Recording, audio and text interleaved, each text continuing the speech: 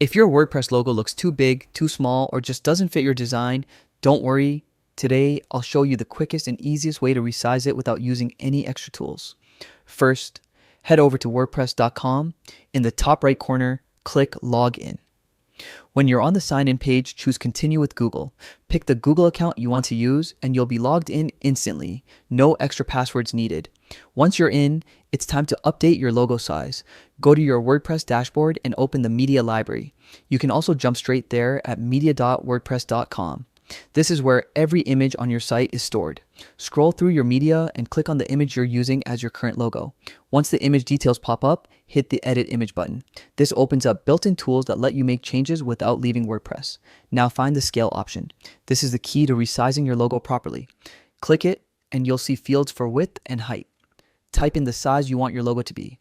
Just make sure it fits your theme's layout or your site's design guidelines so everything still looks clean and professional. After entering the new dimensions, click Scale again to save.